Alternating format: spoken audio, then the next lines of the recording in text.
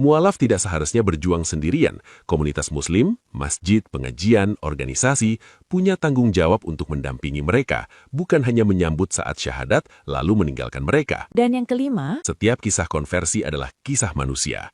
Di balik statistik dan kategori akademis, ada manusia dengan ketakutan, harapan, perjuangan, dan kebahagiaan.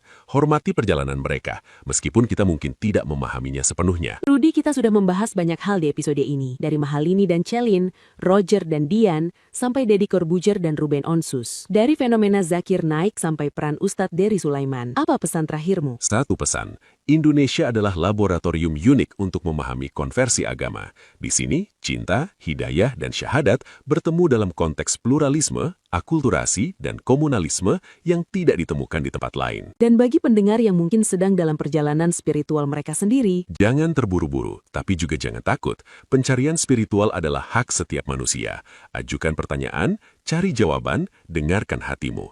Dan ketika kamu menemukan kebenaran, apapun bentuknya, miliki keberanian untuk mengikutinya. dan bagi yang bukan mualaf tapi ingin memahami fenomena ini, Dengarkan dengan hati terbuka. Jangan menghakimi berdasarkan stereotip. Setiap kisah konversi adalah jendela ke dalam pengalaman manusia yang universal, pencarian makna, identitas, dan transendensi. Al-Quran punya ayat yang indah tentang ini kan? Ya, surah Ar-Rum ayat 22.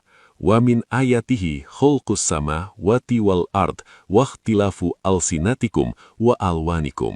Inna fi dzalika la ayatin lil alimin. Dan di antara tanda-tanda kekuasaannya ialah penciptaan langit dan bumi dan berlain-lainan bahasamu dan warna kulitmu. Sesungguhnya pada yang demikian itu benar-benar terdapat tanda-tanda bagi orang-orang yang mengetahui. Keragaman sebagai tanda kebesaran Tuhan. Persis, keragaman termasuk keragaman spiritual adalah bagian dari rencananya. Kita tidak seharusnya takut pada perbedaan, kita harusnya belajar darinya. Terima kasih Rudy untuk episode yang sangat kaya ini. Terima kasih juga Mila, dan terima kasih untuk pendengar setia kami. Sampai jumpa di episode berikutnya. Tetap mencari, tetap bertanya, tetap terbuka. Dan ingat, setiap perjalanan spiritual adalah perjalanan yang valid selama dilakukan dengan ketulusan dan pencarian akan kebenaran.